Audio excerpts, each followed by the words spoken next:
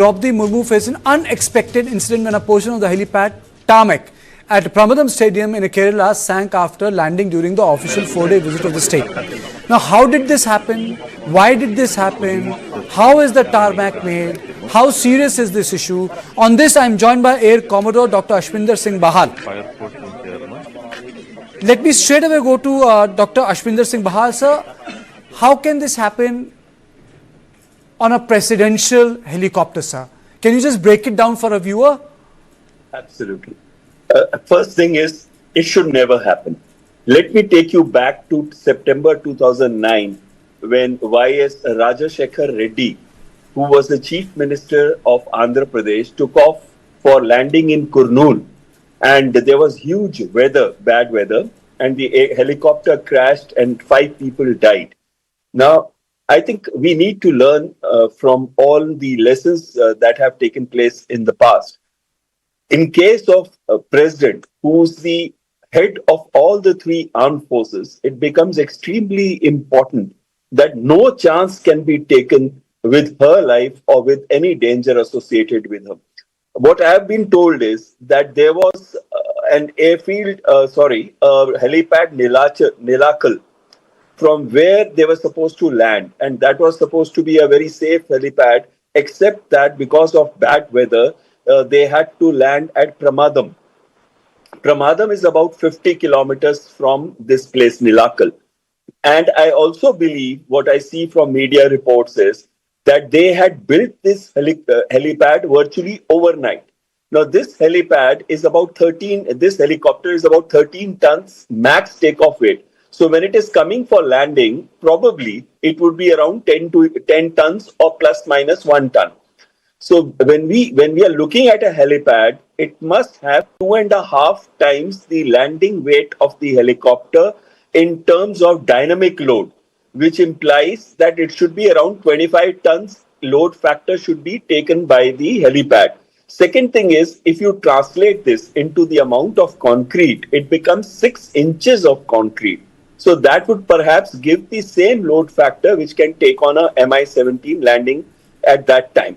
Now, I want to say... So how big is an Mi-17? You know, a lot of people will not understand that. For them, it's an helicopter. Can you just tell us, you know, when you use the word Mi-17, what is the picture you should get in mind? Absolutely. Now, you can see the picture of the helicopter. It's a medium weight helicopter. It can take 30 troops of 4 tons, 4,000 kgs of load, or 30 troops, or 20 wounded stretchers. So you can imagine the nice and big size of this helicopter, but it is not like the others which are very, very heavy, which come in 20 tons or 30 tons, but it is a medium weight helicopter. At the same time, it is not a light helicopter, which implies that it requires a load factor which corresponds to its weight of about 10 to 13,000 kgs. Now, in this case, you needed a 6-ton concrete. 6 inches concrete, which also implies that because it was made virtually overnight, as I come to know from media reports, it was still wet. Why was it wet? Because there was bad weather in any case. And you can see from the photographs that it's a forested area. And that probably the weather would not have been good even at this time, may not be bad, but it would be cloudy or that way, which implies that it wouldn't have got time to heat up and thereby dry up the concrete, and hence the concrete may not have the same load factor even when it has the 6 inches of concrete put into it. So first of all, the quality of the concrete that was put at 6 inches, I'm not sure that the inquiry would be able to tell. And second is that the concrete must need drying time, and since it didn't have drying time. And last thing I want to tell you, which is extremely important, anytime a president lands or takes off anywhere, we do dummy runs. We have an air traffic control officer there who's looking at birds, who's also looking at path, whether the flight path for landing is safe or not. Probably, whenever a VVIP moves, there is a pressure on the crew.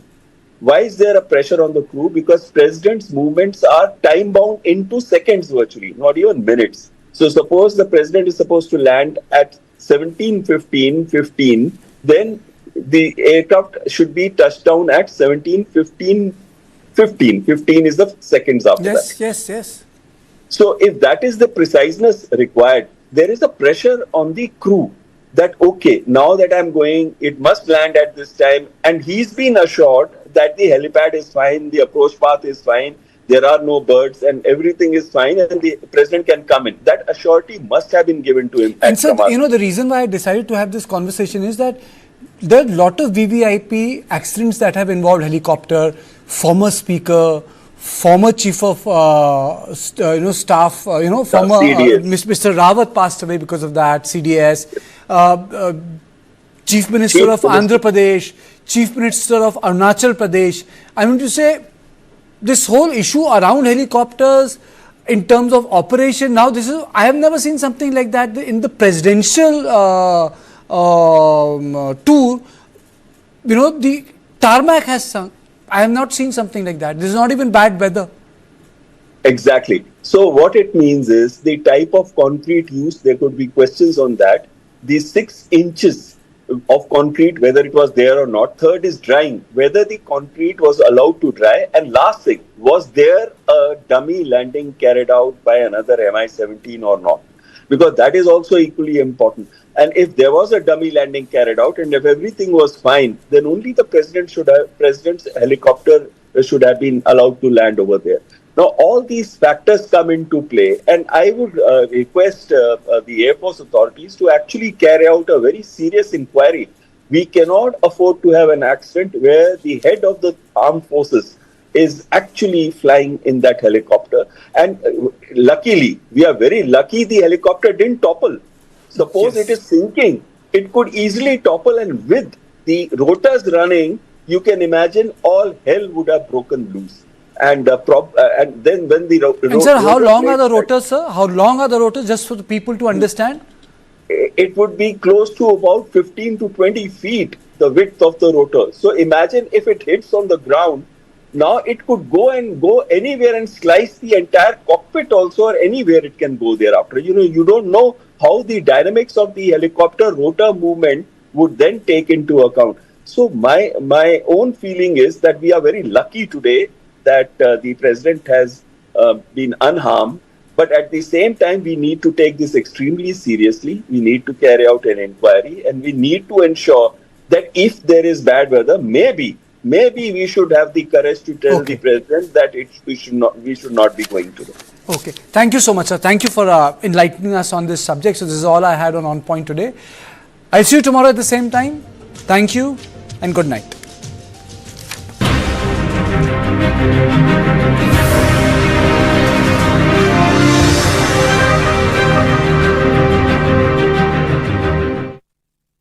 Stop. Please stop. Where's your bike?